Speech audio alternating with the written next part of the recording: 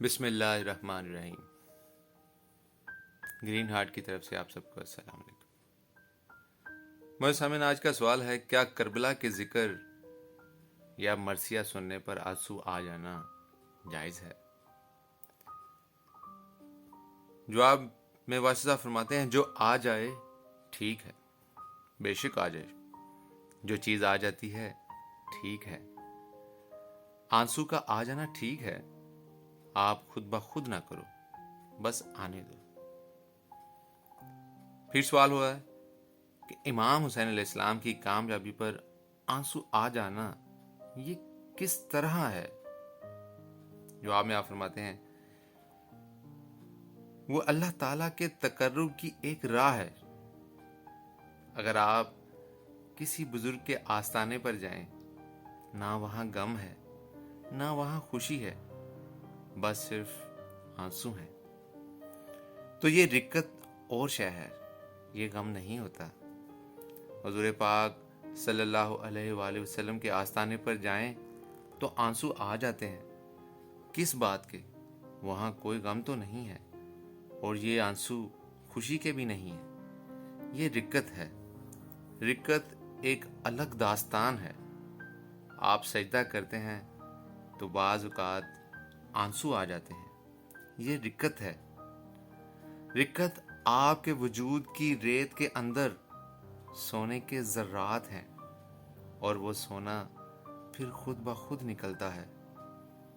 اس لحاظ سے انسان بڑی شاندار مخلوق ہے۔ رکت جو ہے وہ الہیات کا ایک حصہ ہے۔ میں پھر پڑھ رہا ہوں، رکت جو ہے وہ الہیات کا ایک حصہ ہے۔ خدا کو اپنے وجود میں دیکھنا ہو تو ان آنسوؤں میں دیکھو جو رکت کی شکل میں آتے ہیں۔ وہ ایک خاص وقت ہوتا ہے جب رکت طاری ہو جاتی ہے۔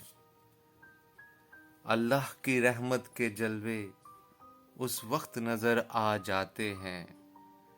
اللہ کی رحمت کے جلوے اس وقت نظر آ جاتے ہیں، سجدے میں ہو جب آنکھیں پرنم اور نام محمد آہوں میں۔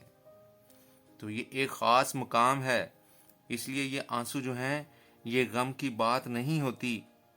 آپ میں سے کتنے آدمی ہیں جو یہ کہتے ہیں کہ امام حسین کو ایسی کربلا نہیں ملنی چاہیے تھی؟ اس بات کا آج فیصلہ کر لیتے ہیں۔ تو کون آدمی ہے جو یہ کہے کہ کربلا نہیں ہونی چاہیے تھی؟ یعنی امام حسین سے کربلا کا مقام جدا کرنے والا کون ہے؟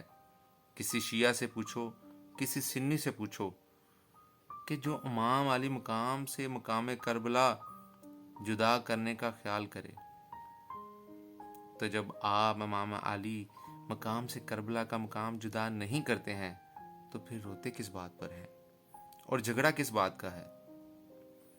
مقام کربلا امام علی مقام کی شان ہے، تو پھر یہ شان قائم رہے گی، یا یہ کہو کہ مقام کربلا جدا کر دو، یا وادی طائف حضور پاک صلی اللہ علیہ وسلم کی سیرت سے جدا کر دو، تو آپ نہیں کرو گے۔ یہ کوئی شیعہ عالم کر دے، کوئی سنی عالم کر دے، کوئی مولوی صاحب کر دیں، کہنے کا مقصد ہے کہ یہ کوئی نہیں کر سکتا۔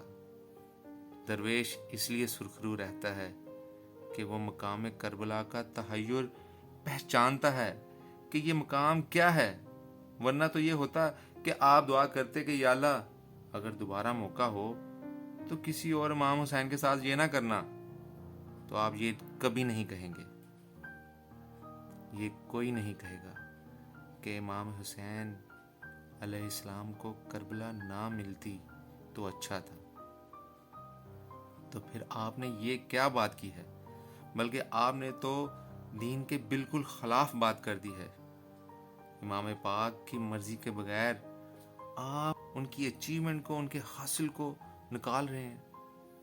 امام پاک سے پوچھو کہ اے امام علی مقام، کیا آپ کو کربلا کا مقام پسند نہیں ہے؟ یہ امام پاک کے والدین سے پوچھو، یا امام پاک کے اور بزرگوں سے پوچھو۔ تو مقام کربلا جو ہے یہ امام علی مقام کی سرفرازی کی دلیل ہے، یہ سرخوشی کی دلیل ہے، یہ اسلام کی زندگی نو کی بات ہے۔ اسلام زندہ ہوتا ہے ہر کربلا کے بعد۔ تو یہ وہ مقام ہے کہ پیغمبر تو نہیں ہے لیکن مقام پیغمبری جیسا ہے، بس اتنی سی بات ہے۔ تو آپ یہ مقام ان سے جدا کیسے کر سکتے ہو؟ تو غم وہ ہوتا ہے کہ اگر وہ واقعہ دوبارہ ہو تو ایسا نہ ہو جس طرح رستم سہراب کا واقعہ ہے۔ اگر دوبارہ ایسا واقعہ ہو تو اسے پتہ ہونا چاہیے کہ بیٹے کو نہ مارے، لیکن آپ یہ تو کبھی نہیں کہو گے کہ ایسا واقعہ نہ ہو۔ تو یہ مقام بھی اچیو ہو گیا، حاصل ہو گیا۔ عجیب مقام ہے۔ اس کائنات کا کوئی انسان اس مقام کو صاحب مقام سے جدا کرنے کی تمنا اور جرت نہیں کر سکتا۔ جو اس مقام کو جدا کرنے کی کوشش کرے وہ کر کے دیکھے، نہ ہو سکتا ہے اور نہ ہونا چاہیے۔ اب بھی یہ کسی کے دل میں نہیں ہونا چاہیے۔ کوئی آدمی اس کائنات میں ایسا نہیں ہونا چاہیے جو یہ کہے کہ یہ مقام ان کو نہیں ملنا چاہیے تھا۔ پھر یہ مقام کیا ہے؟ بس یہ مقام ہی اصل مقام ہے۔ پھر یہ ابتلا کیا ہے؟ یہ ابتلا روشنی ہے، نور ہے، خاص بات ہے، اور اس کے اندر بڑا راز ہے۔ شاہ است حسین، بادشاہ است حسین۔ مجھے سامعین، آپ کے قیمتی وقت کا بہت شکریہ۔ اپنی دعا میں یاد رکھیے گا۔ اللہ نے